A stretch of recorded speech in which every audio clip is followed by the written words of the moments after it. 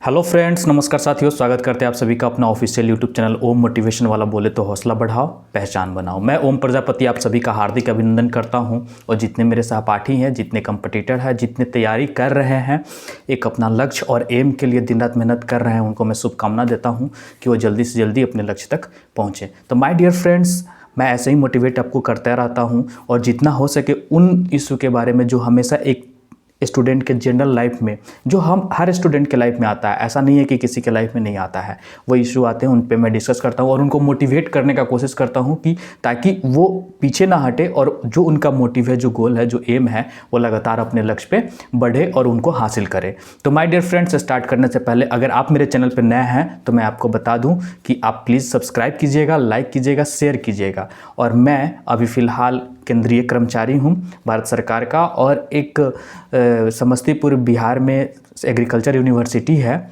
जो भारत का सेंट्रल है, मैं उसमें कार्यरत हूँ। तो मेरा लक्ष्य यही रहता है कि मैं जैसे हासिल किया, मैंने जिस तरीके से गवर्नमेंट जॉब क्रैक किया और मैंने किस तरीके से किन कठिनाइयों से गुजरा है, तो मैं अपना डेली एक्सपीरियंस और जो इशू मैं उसको डिस्कस करता हूँ। तो माय डियर फ्रेंड्स, स्टार्ट करते हैं। देखिए, आज ये नहीं सोच सकते हैं और ये नहीं आप बोल सकते हैं कि कोई स्टूडेंट जो है बहुत सारी डिग्री ले ली हैं और ये फॉर्म नहीं भर सकते। नहीं, देखिए, जनरल जो एग्ज़ाम होता है उसमें 4 चीज़ इंपॉर्टेंट होती है। एक मैथ्स पूछी जाती है, उसके बाद में रीजनिंग, उसके बाद में इंग्लिश, हिंदी या जीके जीएस। ठीक है, तो ये जो 4-5 जो सब्जेक्ट है ना, ये कॉमन है, इसको जनरल में हर एग्ज़ाम में लिया जाता है। अदर में कोई कुछ ऐड कर देते हैं, वो बात अलग है, लेकिन ये 4 एग्ज़ाम जो है, 4 जो टॉपिक है, ये सब्जेक्ट जो है, ये जनरल है। तो आप ये देखो कि अगर आप इन चारों पे कमांड बैठा लेते हो, अच्छे से अगर तैयारी कर लेते हो, तो इससे रिलेटेड जितने फॉर्म आएंगे आप उसको अप्लाई कर सकते हो। हाँ, थोड़ा सा ज़रूर रहता है कि देखिए, एसएससी का क्वेश्चन पूछने का तरीका अलग है, कोई स्टेट गवर्नमेंट में ये चारों सब्जेक्ट है पर उसका पूछने का तरीका अलग रहता है, कुछ और एग्ज़ाम होते हैं उनमें पूछने का तरीका अलग होता है। लेकिन अगर आप सिलेबस कवर करते हैं, रिवीजन लेते हैं, टेस्ट लगाते हैं, क्विज करते हैं, कोचिंग अटेम्प्ट करते हैं, तो आपका ये सिलेबस ऑटोमेटिक जो है वो पूरा हो जाता है और आप उससे रिलेटेड हर एग्ज़ाम फिल कर सकते हैं।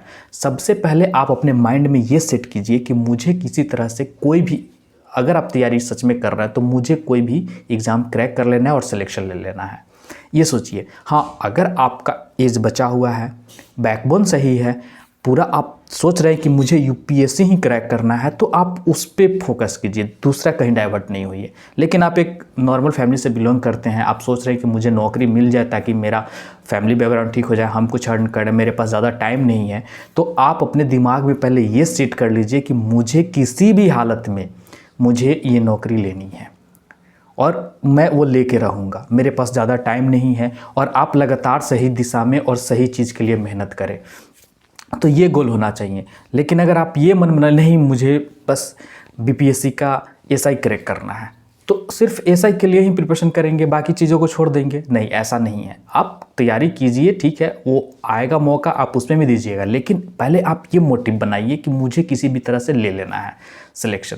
तो ये होना चाहिए। आज कंपटीशन इतनी आसान नहीं रह गई है और ये चीज़ें भी आसान नहीं रह गई है कि आपका क्या होगा। देखिए, एग्ज़ाम में अभी क्वेश्चन कुछ और पूछा है इस बार का, अभी हो सकता है अगला जब एग्ज़ाम हो किसी पोस्ट के लिए तो उसमें वो क्वेश्चन जो है डीप पूछ दे, होता है, बहुत सारे चेंज होते हैं, बहुत सारे, मतलब सब्जेक्ट वही रहेगा लेकिन पूछने का तरीका चेंज कर देगा, डीप घुस जाएगा, मीडियम रहेगा, एडवांस रहेगा, तो इस टाइप में आप उलझ जाइएगा। तो इसलिए आप ये पहले थिंकिंग कीजिए कि सारे जो एग्ज़ाम हैं जिसमें आप जो तैयारी कर रहे हैं उससे रिलेटेड जो भी आप आते हैं उसको फिलअप कीजिए और सिलेक्शन लेने का कोशिश कीजिए। आपका फर्स्ट मोटिव और प्रायोरिटी जो होना चाहिए, मुझे सिलेक्शन लेना है, किसी भी तरह से सिलेक्शन लेना है, चाहे जो हो जाए। तो ये मोटिव होना चाहिए हर स्टूडेंट के लाइफ में, अगर इस फील्ड में उतर रहे हैं तो।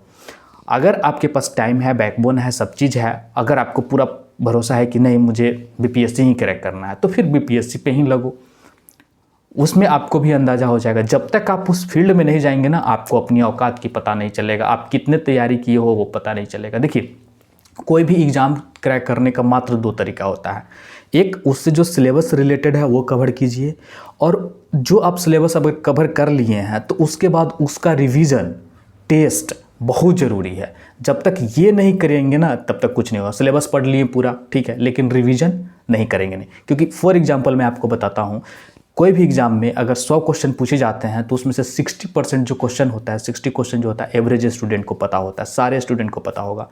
खेल कहाँ पे होता है, गेम जो होता है ना वो 20-25 क्वेश्चन में होता है, ठीक है। वहाँ पे क्या होता है ना कि वो भी स्टूडेंट जो तैयारी कर रहे हैं, जो एकदम पूरा फोकस है, उनको भी 25 क्वेश्चन का नॉलेज है, लेकिन उनका गेम होता है कि उसमें से 4 ऑप्शन में से 2 को तो छट जाता है, लेकिन 2 ऑप्शन उनका कन्फ्यूज करता है, वहीं पे गेम शुरू हो जाता है। इसमें जो पूरा टेस्ट और रिवीजन पूरा अपना लगाए रहते हैं वो निकल जाते हैं, और जिनको कन्फ्यूजन क्रिएट होता है वो तुक्का मारने में रह जाते हैं, तो उनका नहीं हो पाता है सिलेक्शन। तो यही होता है, मात्र 20 से 25 जो क्वेश्चन होता है ना वहीं पर गेम चेंज हो जाता है। तो जो रिवीजन और जो ये करेंगे तो आपका सिलेक्शन होगा, अदरवाइज वैसे कुछ नहीं होगा। और जो मोटिव रख रहे हैं उसको सही रखिए और अपना सिलेक्शन लेके जाइए। तो फर्स्ट प्रायोरिटी होना चाहिए कि हमें सिलेक्शन लेना है, चाहे किसी भी हाल में। पॉजिटिव वे रहिए, डायरेक्शन सही रखिए और लगातार मेहनत करते रहिए। तो माय डियर फ्रेंड्स, मैं इसी तरह से आपको जितना हो सके उतना मोटिवेट करता रहूँगा। तो अगर आप मेरे चैनल पर नए विजिट किए हैं तो प्लीज़ सब्सक्राइब कीजिएगा, लाइक कीजिएगा, शेयर जरूर कीजिएगा। जय हिंद, जय भारत।